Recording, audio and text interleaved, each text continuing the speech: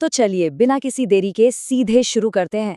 आज के इस एक्सप्लेनर में हम वर्चूजो ऑप्टो इलेक्ट्रॉनिक्स लिमिटेड यानी वीओईपीएल की इक्विटी का गहराई से विश्लेषण करेंगे। हम उन डेटा पॉइंट्स को डिकोड करेंगे जो बता रहे हैं कि क्यों ये कंपनी मैन्युफैक्चरिंग सेक्टर में एक उभरती हुई खिलाड़ी बन रही है। आज की इस चर्चा में हम इन 5 मुख्य पहलुओं पर फोकस करेंगे। सबसे पहले इसकी नींव, फिर इसका कॉम्पिटिटिव मोआट, तीसरा इसका ग्रोथ इंजन, चौथा मार्केट कैटलिस्ट और आखिर में एक बहुत ही जरूरी रियलिटी चेक। तो शुरुआत करते हैं पहले हिस्से से यानी कंपनी की नींव। और यहाँ सबसे अहम है इनका ओईएम से ओडीएम की तरफ शिफ्ट होना। अब देखिए, ये कोई छोटा मोटा बदलाव नहीं है, ये एक बहुत बड़ा स्ट्रेटेजिक पिवट है। ओईएम मॉडल में क्या होता है कि कंपनी बस क्लाइंट के दिए डिजाइन्स पर पुर्जे जोड़ती है, राइट। लेकिन ओडीएम मॉडल में कदम रखने का सीधा सा मतलब है खुद के प्रोप्राइटरी डिजाइन्स तैयार करना। जब आप खुद डिजाइन करते हैं और खुद प्रोडक्शन करते हैं तो जाहिर सी बात है आपके प्रॉफिट मार्जिन में एक जबरदस्त उछाल आता है। इस बदलाव का असर इनके रेवेन्यू पर कैसे पड़ रहा है, जरा इसे देखते हैं। अभी एयर कंडीशनिंग से इनका 70% रेवेन्यू आ रहा है, लेकिन असली कहानी डेटा के अंदर छिपी है। जो छोटे सेगमेंट्स हैं ना, जैसे ईएमएस और एलईडी लाइटिंग, जो अभी कुल रेवेन्यू का सिर्फ 5% है, यकीन मानिए उनके प्रॉफिट मार्जिन्स सबसे ज्यादा हैं। और कंपनी इसी बात पर दाम लगा रही है कि आगे चलकर कंप्रेसर्स और वॉशिंग मशीन जैसे नए और हाई मार्जिन एरियाज को तेजी से बढ़ाया जाए। चलिए आगे बढ़ते हैं दूसरे हिस्से की तरफ, द मोएट। आखिर इनके पास ऐसा क्या अनोखा मैन्युफैक्चरिंग एडवांटेज है जो इन्हें दूसरों से अलग करता है? आपको याद होगा, हाल ही में इजराइल ईरान टेंशन की वजह से जियोपॉलिटिकल सप्लाई चेन में झटके लगे और इंडस्ट्रियल गैस की शॉर्टेज हो गई थी। बड़े बड़े कॉम्पिटिटर्स को अपने प्लांट्स बंद करने पड़े। लेकिन वीओपीएल का काम नहीं रुका। क्यों? क्योंकि उन्होंने गैस की जगह ऑटोमेटेड इलेक्ट्रिक इंडक्शन ब्रेजिंग तकनीक का इस्तेमाल किया। ये एक ऐसा स्मार्ट और कम लागत वाला मॉडल था जिसने इन्हें गैस प्राइस स्पाइक से पूरी तरह से बचा लिया। और मजे की बात बताऊं, बाजार के विश्लेषकों का मानना है कि किसी भी पारंपरिक प्रतिद्वंदी को इस इलेक्ट्रिक इंडक्शन इंफ्रास्ट्रक्चर को पूरी तरह से अपनाने में कम से कम 5 से 6 साल लग जाएंगे। लिटरली यही वो टाइम गैप है जो वीओईपीएल का सबसे मजबूत रक्षा कवच यानी उनका मोआट है। अब आते हैं हमारे तीसरे पॉइंट पर, द ग्रोथ इंजन। इनकी कैपेसिटी और रेवेन्यू बढ़ाने की असल योजना क्या है? आप खुद देख सकते हैं कि इनके एक्सपेंशन टारगेट्स कितने अग्रेसिव हैं।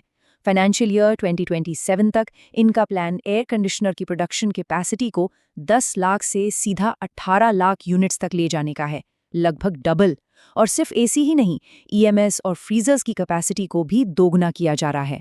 अब जरा इन यूनिट्स को भविष्य के संभावित रेवेन्यू में बदलकर सोचते हैं।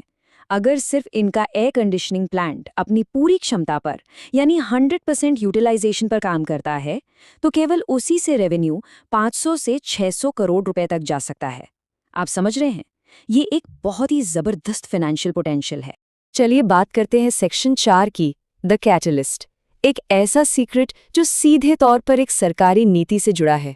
सोचिए, वो कौन सा छुपा हुआ ग्रोथ फैक्टर है जो लोकल मैन्युफैक्चरिंग मार्केट की पूरी तस्वीर ही बदल सकता है। कई बार ना मैक्रो इकोनॉमिक फैसले लोकल मैन्युफैक्चरर्स के लिए एक बहुत बड़ी हवा का झोंका बन जाते हैं। और वो कैटलिस्ट है क्यूसीओ यानी क्वालिटी कंट्रोल ऑर्डर। आसान भाषा में कहें तो ये एक ऐसी पॉलिसी है जो सस्ते और खराब क्वालिटी वाले इंपोर्ट्स पर रोक लगाती है, खासकर चीनी कंप्रेसर्स पर। इसका सीधा मकसद लोकल मैन्युफैक्चरिंग को बढ़ावा देना है, लेकिन इसे पूरी तरह से लागू करने के लिए देश में बुनियादी ढांचे का होना बहुत जरूरी है। यहीं पर एक बेहतरीन स्ट्रैटेजी और पेशेंस काम आ रहा है। अभी क्या है कि लोकल डिमांड बहुत ज्यादा है और प्रोडक्शन कम। अगर सरकार तुरंत क्यूसीओ लगा दे तो मार्केट में शॉर्टेज हो जाएगी। इसलिए इस पॉलिसी को अभी थोड़ा होल्ड पे रखा गया है। लेकिन वीओईपीएल क्या कर रही है, वो इसी बीच अपनी कैपेसिटी बढ़ा रही है ताकि जब भी ये पॉलिसी लागू हो वो मार्केट में सबसे बड़े सप्लायर बनकर पूरी डिमांड को कैप्चर कर सके। फाइनली आते हैं हमारे आखिरी और शायद सबसे जरूरी हिस्से पर, द रियलिटी चेक, जहां हम इसके रिस्क और वैल्यूएशन को जमीनी हकीकत पर तोलेंगे। अब यहाँ एक बहुत बड़ा रेड फ्लैग है और वो है क्लाइंट कॉन्सेंट्रेशन रिस्क। आप इस चार्ट में साफ देख सकते हैं कि इनका 65% रेवेन्यू सिर्फ एक ही क्लाइंट से आता है, वोल्टास। सच कहूं तो किसी भी बिजनेस का एक ही जगह पर इतना ज्यादा निर्भर होना एक बड़ा ऑपरेशनल जोखिम है जिसे आप इग्नोर नहीं कर सकते। रिस्क सिर्फ वहीं खत्म नहीं होता। हाँ, ये अच्छी बात है कि कंपनी का पीई रेशियो 164 से कूल डाउन होकर 64 से 68 की ज्यादा रियलिस्टिक रेंज में आ गया है। लेकिन इनके ऊपर कॉरपोरेट कर्ज का भारी बोझ है।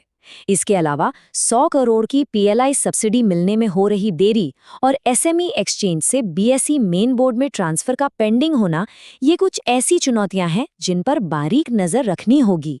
तो अगर हम पूरी पिक्चर को एक साथ रखें तो ये एक बैलेंसिंग एक्ट की तरह है। एक तरफ वोल्टास पर 65% डिपेंडेंसी और भारी कर्ज जैसे साफ रिस्क हैं, पर दूसरी तरफ ओडीएम मॉडल में शिफ्ट होने से बढ़ते मार्जिन्स, गैस शॉर्टेज से बचाने वाला इनका 5 साल का अनोखा टेक्निकल मोआट और नए क्लाइंट्स के जुड़ने की उम्मीद भी है।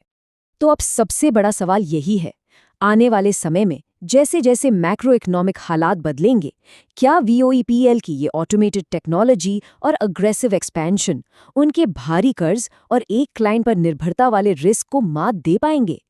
इस बारे में आपका क्या सोचना है? ये डेटा वाकई हमें बहुत कुछ सोचने पर मजबूर करता है। आज के इस एक्सप्लेनर में हमारे साथ जुड़ने के लिए आपका बहुत बहुत शुक्रिया।